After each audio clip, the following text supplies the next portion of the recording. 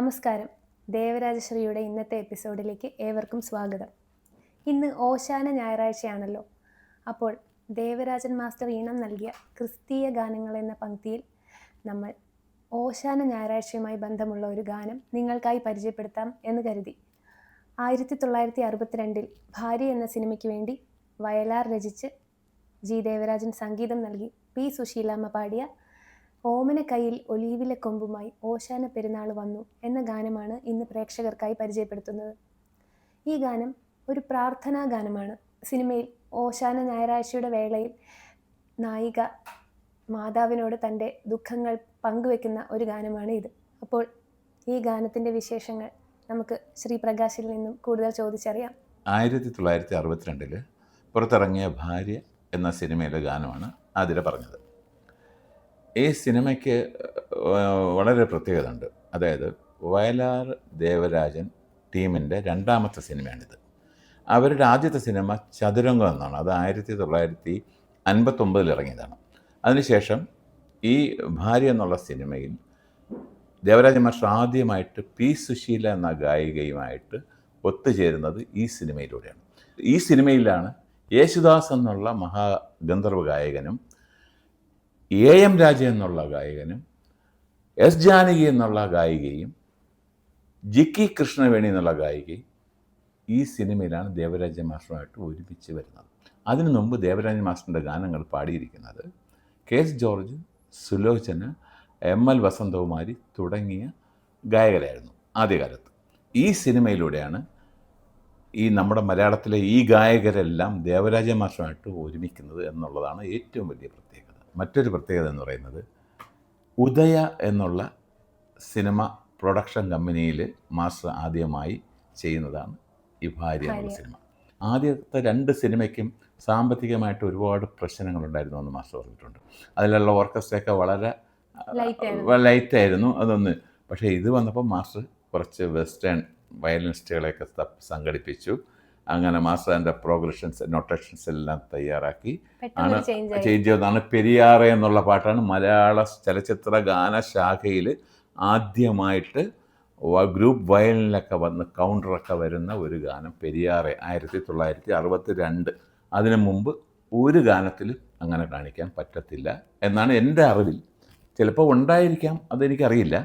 ഈ ഞാൻ കണ്ടിട്ടുള്ളതിൽ ഇത് ഞാൻ മാസ്റ്ററിനോട് നേരിട്ട് ഞങ്ങളിത് ഡിസ്കസ് ചെയ്യാറുണ്ടായിരുന്നു. പെരിയാറെക്കുറിച്ചൊക്കെ ഡിസ്കസ് ചെയ്തിട്ടുണ്ട്.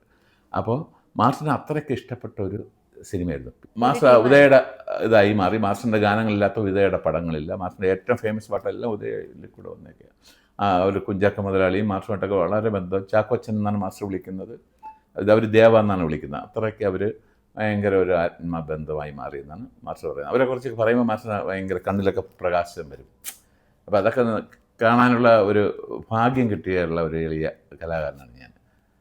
അപ്പോൾ അങ്ങനെ നിന്നപ്പം മാസ്റ്റർ ആദ്യമായിട്ട് സംഗീതം ചെയ്ത ഈ ഉദയയുടെ ഓമനക്കൈയിൽ ഒലിവില സുശീലാമ്മ വന്നു, അവരെ പഠിപ്പിക്കുന്നു, അവർ പാടുന്നു. അത് പ്രത്യേകത എന്ന് വെച്ചാൽ നമ്മുടെ ആഭേരി എന്നുള്ള രാഗമില്ലേ, ഈ രാഗത്തിലാണ് മാസ്റ്റർ ചെയ്തിരിക്കുന്നത്. ഈ ആഭേരിയുടെ രാഗം എന്ന് പറയുന്നത്, ആഭേരി എന്ന് പറയുന്നത് നമ്മുടെ കർണാടക സംഗീതം. പക്ഷേ ഇതിന് ഈക്വലൻ്റായിട്ട് ഇതേ സ്വരങ്ങളുള്ള ബിംബ്ലാസി എന്ന് പറഞ്ഞൊരു ഹിന്ദുസ്ഥാനി രാഗം. മാസ്റ്റർ അതാണ് ബേസ് ചെയ്തതെന്ന് മാസ്റ്റർ പറഞ്ഞു. മാസ്റ്ററിൻ്റെ പുസ്തകത്തിലും ബിംബ്ലാസി എന്നാണ് എഴുതി വെച്ചിരിക്കുന്നത്. ഈ ഓമനക്കൈ എഴുതിയിട്ടില്ല എന്നൊരു കാരണമുണ്ട്. ബിംബ്ലാസി എന്ന രാഗത്തിൽ കുറച്ച് അനേകം പാട്ട് മാസ്റ്റർ ചെയ്തിട്ടുണ്ട്. ആഭേരി എന്ന് പ്രത്യേകം എഴുതിയിട്ടില്ല. ബിംബ്ലാസി എന്ന മാസ്റ്ററിൻ്റെ പുസ്തകത്തിൽ മാസ്റ്റർ കൈപ്പടയിൽ എഴുതിയിട്ടുണ്ട് ഈ രാഗം.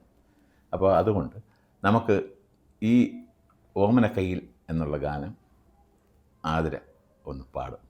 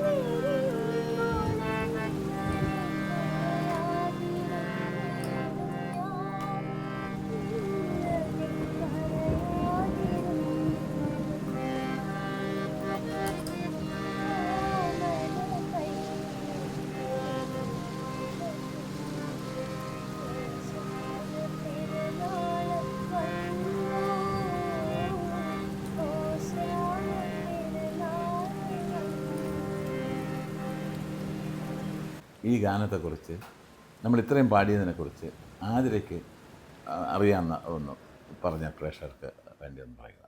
ഈ ഗാനം പാടാൻ വേണ്ടിയിട്ട് ഞാൻ ഈ സിനിമ കണ്ടിട്ടുണ്ടായിരുന്നു. അപ്പോൾ ശരിക്കും ഭയങ്കര ടച്ചിങ് ആയിട്ടുള്ള ഒരു സ്റ്റോറിയാണ്. അതായത് നായകൻ സത്യൻ സാറാണ്, നായിക രാഗിണിയാണ്. അപ്പോൾ അവരും മക്കളും എല്ലാവരും കൂടെ നല്ല സന്തോഷമായിട്ട് പോകുന്ന ഒരു ക്രിസ്ത്യൻ കുടുംബമാണ്. അപ്പോൾ സത്യൻ സാറിന് വേറൊരു കാമുകി ഉണ്ടാകുന്നു. അന്നേരം ഈ രാഗിണി എന്ന് പറയുന്ന കഥാപാത്രം ഭാര്യ വല്ലാതെ വിഷമിക്കുന്നു. ഇത് പറഞ്ഞിട്ടൊന്നും മനസ്സിലാവുന്നില്ല. അപ്പോൾ ഈ വിഷമം ഉള്ളിൽ ഒതുക്കി ഇങ്ങനെ മക്കളും ഒക്കെ ആയിട്ട് അവർ ജീവിതം തള്ളി നിൽക്കുന്നതിൻ്റെ ഇടയിലാണ് ഓശാന ഞായറാഴ്ച വരുന്നു. അപ്പോൾ അവരിങ്ങനെ ഓർക്കുകയാണ്. ഈ ഓശാന ഞായറാഴ്ചയുടെ തലേ ദിവസമാണ്. അതെ, അന്ന് ഈ സത്യമാസ്റ്റർ എന്നുള്ള ക്യാരക്ടർ ജോണി എന്നുള്ള നായകൻ വീട്ടിൽ വന്നിട്ടില്ല. അതുകൊണ്ടാണ് ആ നായിക പ്രാർത്ഥിക്കുന്നതാണ്, പ്രാർത്ഥനാഗീതമാണ്. അതാണ് കുരിശ് വരയ്ക്കുമ്പോൾ കുമ്പസാരിക്കുമ്പോഴും ആരോട് പ്രാർത്ഥിക്കുന്നത് മനസ്സിലായല്ലോ, പരിശുദ്ധ കന്യാമറിയത്തോട് പ്രാർത്ഥിക്കും. അതെ, അതിൽ പരിശുദ്ധ കന്യാമറിയമെന്നൊരു അർത്ഥം ഇനി ചരണത്തിലുണ്ട്, ചരണത്തിലുണ്ട്. പ്രത്യേകിച്ച് മാത്രമല്ല ഈ ചരണത്തിന്റെ ട്യൂണ് വേറെയാണ്. അത് സാധാരണ റെയറായിട്ടാണ് അന്നത്തെ കാലത്ത്. ദേവരാജ മാസ്റ്റർ ചെയ്തപ്പോൾ കുരിശ് വരയ്ക്കുമ്പോൾ തൊട്ട് ഒരു ട്യൂണും ഈ ചരണമായ പണ്ടൊക്കെ ഞങ്ങൾ ഒരു കുടക്കീഴേ പള്ളിയിൽ പോകാറുള്ളൂ എന്നുള്ള അതൊട്ട് വേറെ ട്യൂണാവുന്നേ. ശരിയാ, 1962 അങ്ങനെ ഒരു ചേഞ്ച് മാസ്റ്റർ അന്നേ ചെയ്തു. കാരണം അതാണ് പ്രൊഫഷണലായിട്ട് മാസ്റ്റർ ഒരു വലിയ ചരിത്ര സംഗീത സംവിധാനമാകാനുള്ള ഒരു കാരണം. അതുകൊണ്ടാണ് അങ്ങനെ സാധാരണ അങ്ങനെ വരാൻ വഴിയില്ല. ശരിയാ, നമ്മൾ അനുപല്ലവി ചരണം എപ്പോഴും ഒരേപോലെയാണ് വരെ ഇപ്പോഴും അങ്ങനെയാണ് ചെയ്യുന്നത്. കാരണം മറ്റത് മാറ്റി ചെയ്യാൻ വരെ പ്രയാസമായതുകൊണ്ടായിരിക്കാം. മാസ്റ്ററിന് അതങ്ങനെ ഇല്ല. അതുകൊണ്ടാണ് മാസ്റ്റർ അവിടെ മാറ്റി സംഗീതം വന്നേക്കുന്നത്. നമുക്ക് ആ ചരണം ഒന്ന് പാടാം.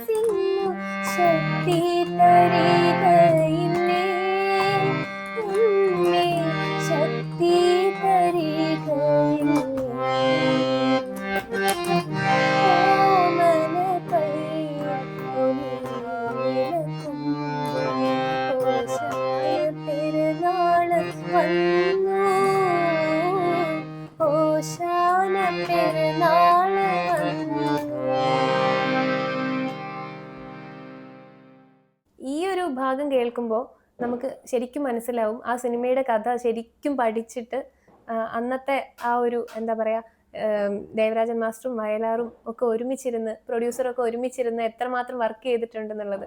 കാരണം പണ്ടൊക്കെ ഞങ്ങൾ ഒരു കുടക്കീഴിലെ പള്ളിയിൽ പോകാറുള്ളൂ, അതായത് നായകനും നായികയും കുടുംബസമേതം പള്ളിയിൽ പോയ ഓർമ്മകളൊക്കെ ഉണ്ടെങ്കിലും ഇപ്പോൾ ഞങ്ങൾ തമ്മിൽ എപ്പോഴും വഴക്കാണ്. അപ്പോൾ പരിശുദ്ധ കന്യാമറിയത്തെ ഇങ്ങനെ വിളിച്ച് പാടുകയാണ്. ആ പരിശുദ്ധ കന്യാമറിയമ്മ എന്നുള്ള ആ വിളിയില്ലേ, ആ വിളി കേട്ട് പല ആൾക്കാരും കമന്റിലൊക്കെ ഉണ്ട്. ആ കഥാപാത്രത്തിന്റെ ആ വിളിയിലെല്ലാം ഉണ്ട്. ആ പാട്ട് ഫുൾ അതിനകത്ത് അടങ്ങിയിട്ടുണ്ട്. അതുകൊണ്ടാണ് മാസ്റ്റർ ആ ട്യൂൺ അവിടെ ഈ ചേഞ്ച് കൊണ്ടുവന്നത്. അത്രയും എനിക്ക് തോന്നുന്നു ആ പാട്ടിലെ ഏറ്റവും ഹൈ പോർഷൻ അവിടെ ഒരു മാസ്റ്ററിന്റെ ആ എളിമ കൊണ്ടുവന്നുണ്ട്. പണ്ടൊക്കെ ഞങ്ങൾ ഒരു കുടക്കീഴിലെ പള്ളിയിൽ, ആ സാധനം പാടിയത് വളരെ പണ്ടൊക്കെ ഞങ്ങൾ ഒരു കുടക്കീഴിലെ പള്ളിയിൽ പോകാറുള്ളൂ. ഫീൽ വന്നാണ്ട ആ വിഷമം കറക്റ്റ് ഉണ്ട്.